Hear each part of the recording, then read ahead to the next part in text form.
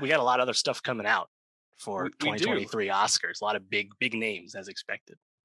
And it's actually funny because I think that there's another movie that I don't think it will get quite the buzz that one of its predecessors did, but I think the Batman has a chance to get some nominations at the, Right. probably some of the more technical ones at the award show Greg next year. So Fraser cinematography, perhaps. yes, for sure. So we've already had some really solid movies come out this year. Also, we talked about After Yang that Yep. I think might be a dark horse, contender for Oscar love next year as well. Turning Red, I think, is a shoe in to get nominated for best, Animated feature. animated feature. Thank you. So there's already a lot out there to like, but yeah, like you said, there's a ton of really good shit that's going to be coming out. A lot of good movies to look forward to. Where do you want to start with this? What's like the number one movie you're most excited for this year? Yeah, I think we have to start. I'm excited for a lot of things, but I think we have to start with two movies because of who's directing them. Killers of the Flower Moon from Martin Scorsese on Apple TV Plus, and The Fablemans from Steven Spielberg. Because Martin Scorsese and Steven Spielberg have never competed for Best Director against each other. And it seems very possible that that could happen this year. Of course, another Scorsese film with Leonardo DiCaprio, Steven Spielberg getting very autobiographical about himself in a movie featuring Paul Dano as I believe his father. Paul Dano has a lot of juice right now off the Batman. Very easy to see that transcending into his other work later this year.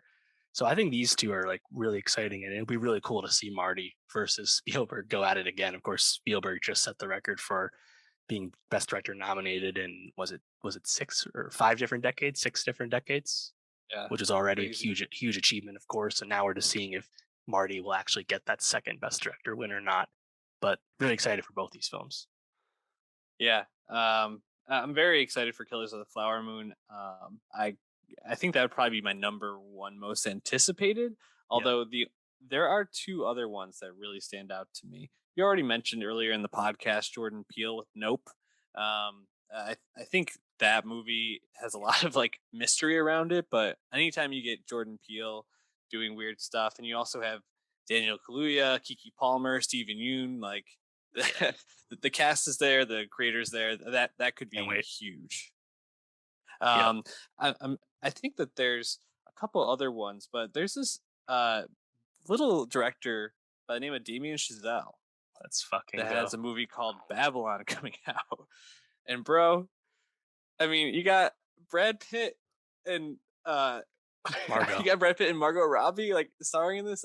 That I mean, these four alone feel like shoe-ins to be Yep. like going toe to toe at the award show next year. Whiplash, La La Land, and First Man. Damien Chazelle on one of, if not the best run for an American director right now. Such talent. I cannot wait for this movie. It's coming out right at the end of the year around Christmas time. Will be a huge awards player for sure. Can't wait to see Chazelle back again. Any, I mean, what other ones do you feel like are even in this? Like, This because tier. I gotta say, those four are like in a tier all of their own, probably, right? Right.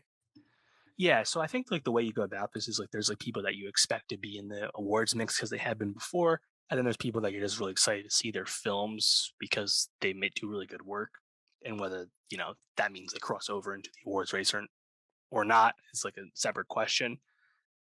I'd say we really should not discount the fact that Wes Anderson's coming back once again with Asteroid City with another dynamite cast and a dynamite premise.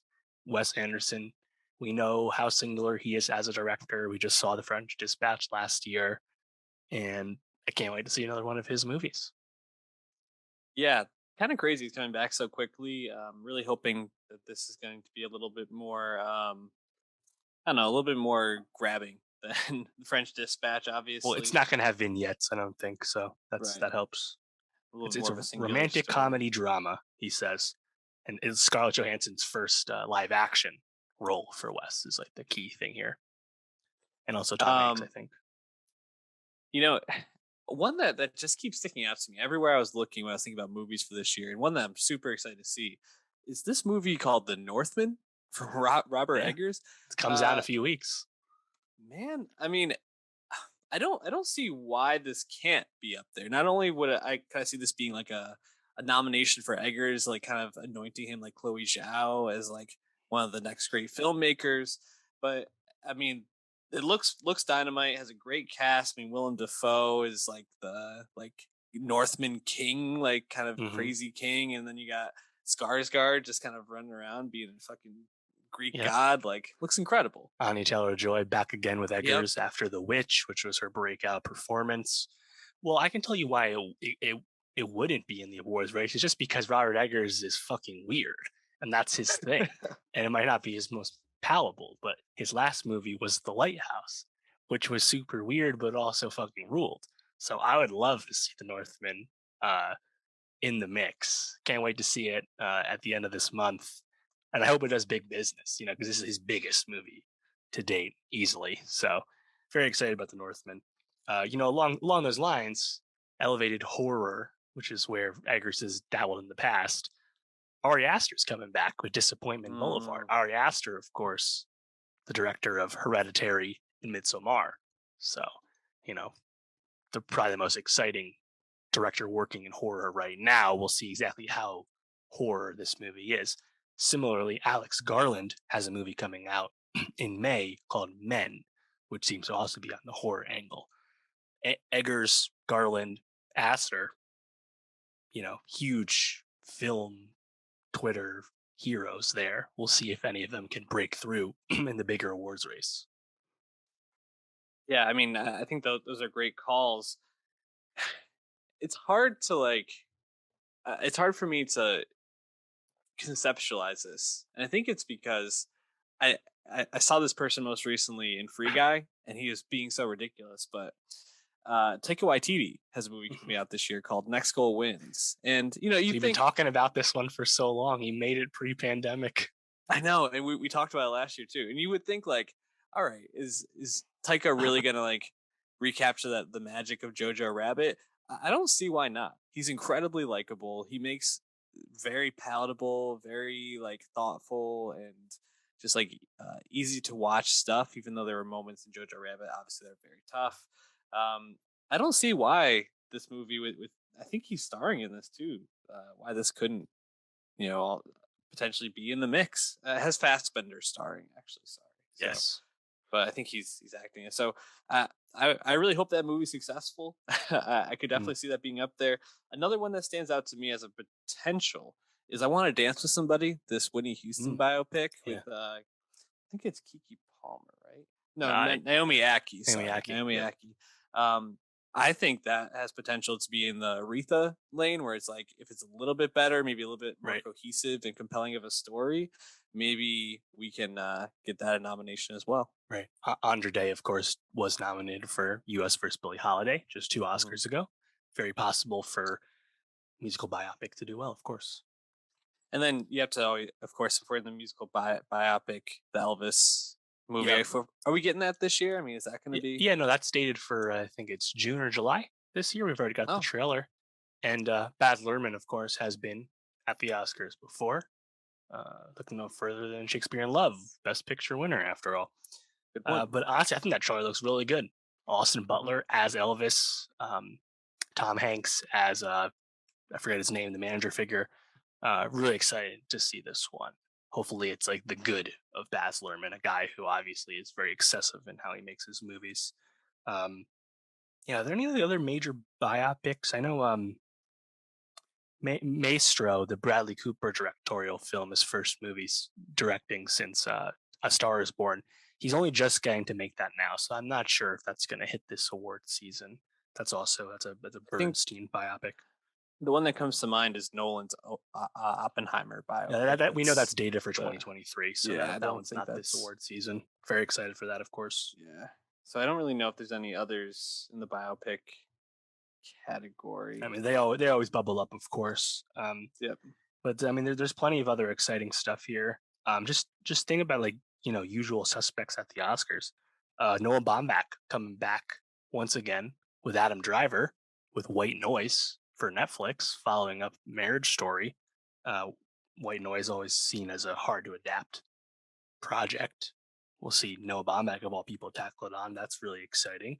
Also, Sam Mendes is coming back with Empire of Light, starring Olivia Colman. Of course, Sam Mendes was just up for Best Director with 1917 just a few years back. That's exciting. But I think more than those two, I'm actually really excited for Yorgos Lanthimos' next movie, Poor Things, because of course his last Yeah. movie, The Favorite, huge awards presence. Coleman was amazing. Emma Stone did win her first Oscar at that film. Nicholas Hoult was so good. Now we have Yorgos with Willem Dafoe and Emma Stone once again, Rami Youssef, Gerard Carmichael, Mark Ruffalo, like, Hmm. and it's It's gonna Yorgos. be Like, great. can't wait, you know. Yeah, I can't wait to see that either. Um, the Oscars always loves to be preachy, always loves to have a cause, and that's why I think She Said, which is starring Carrie Mulligan playing Mm, the New York Times journalist Megan Twohey, alongside Zoe Kazan, who's playing yep, Jodie Cantor, the other journalist who did a lot of the research and digging to take down Harvey Weinstein. And yep. if there's something that could make Hollywood feel good about itself after awarding Harvey Weinstein for many years and people just kind of letting that all skate by, would be rewarding a movie that is Mm. glorifying his being taken down. So And we could should note too that She Said's directed by Maria Schrader, who yeah. made Unorthodox, the German, she's German, the German Netflix series that got a lot of Emmy love. And then Mhm. just last year she made I'm Your Man with Dan Stevens, which is a really well liked movie. So yeah, I think that's a really good call there. Just assuming it's good, like that has all the components you expect. Um, also Florian Zeller's coming back with another movie called The Sun with Hugh Jackman and Anthony Hopkins returning as well. Of course, Florian Zeller's directorial debut was The Father, which was a big surprise 2 Oscars ago. Anthony Hopkins, of course, winning Best Actor for that one. Um, Also, David Fincher has a new movie coming out. His first movie since Mank. It's called The Killer. Michael Fassbender's return to acting after taking some time off, when he had a child with Alicia Vikander. Fincher just finished that movie production wise, so I'm sure he's in editing now. Unclear if that'll actually release this time or they'll save it till next year, but keep in mind that another Fincher movie is coming. It's so crazy because we've already listed off how many like amazing and legendary Mm-hmm. directors. It's Yep. already a stacked field. We I haven't got a even few more gotten there.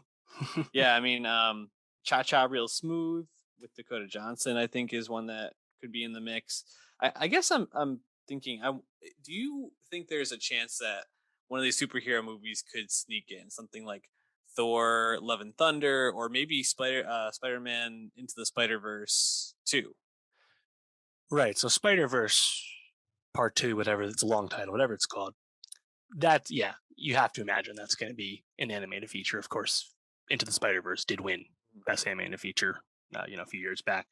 But yeah, as far as like The Flash and Doctor Strange 2, Thor 4, Black Adam, Shazam 2 in December, I'd say probably no on those. Obviously, some effects nominations will probably spew up.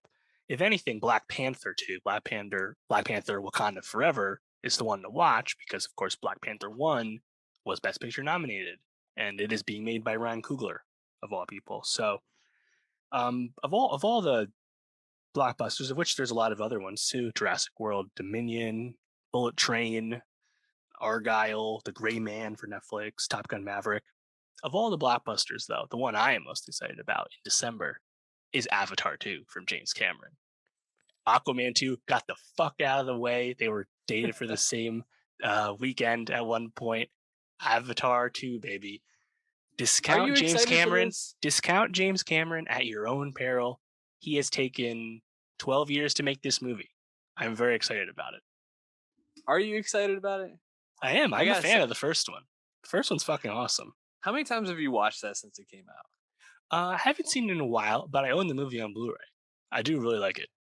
It's definitely it's a fine movie to watch. It's just like I don't know. I think for how much money it made, it's just kind of crazy. It doesn't get talked about more than Yeah. it Well, I does. feel like people So say that all the time now that it's getting underrated a little bit. And I'm sure yeah. you'll hear from a lot of people this year when they revisit it before Avatar 2 comes out.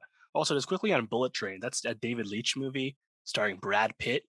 would be assumingly a prime contender for a best stunt performance award if one did exist. Very much looking forward to that movie this summer.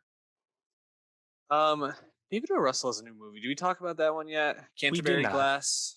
We did not. Um, Yeah, his first movie Christian since Bale. Joy. It's been a while. Yeah, Christian Bale, Margot Robbie, John David Washington, Robert De Niro.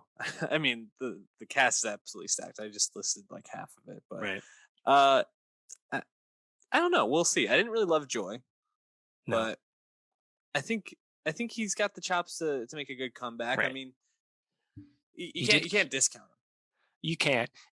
He did get a lot of flack recently for being abusive on set Mhm. in terms of his actions. I don't know if it was anything criminal, but just he seems like he's like a dick on set, especially to women. So we'll see if PR people want to promote his movie when the time comes.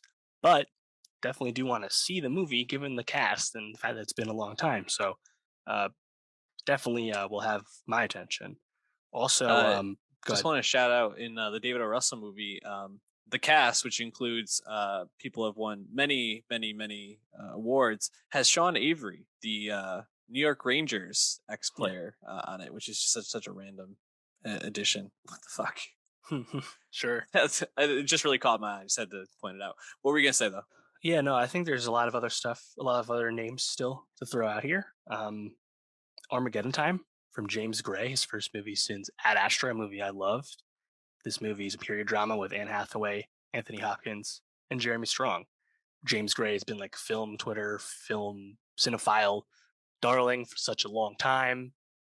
You have to imagine at one point he will eventually be recognized by the Academy. Maybe it's this time, who can say? Also, Ridley Scott, after releasing two movies in 2020 with The Last Duel and House of Gucci, is back once again with an Apple movie. Was called Kit Bag. Now it's called Napoleon. And of course, that stars Joaquin Phoenix as Napoleon Bonaparte and also has Vanessa Kirby in it. Very excited. Ridley Scott just putting up shots, man, in his 80s. Fucking legend.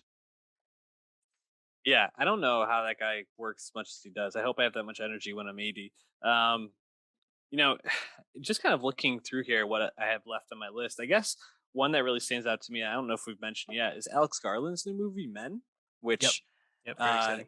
seems a little bit like creepy. I can't really tell what it's going to be Yeah. like, but First movie Jesse since Buckley, Annihilation.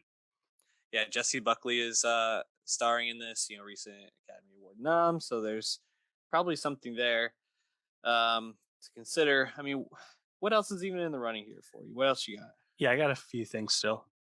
Knives Out 2 is coming out on Netflix with Ryan Oh, Johnson. right. I forgot about You that. know, probably unlikely that it makes the same impression due to like lack of expectations that the first one did, of course.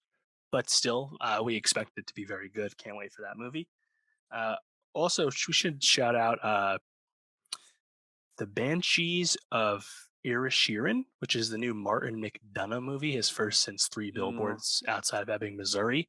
Martin McDonough has been, just recently Academy favorite, so that one bears watching.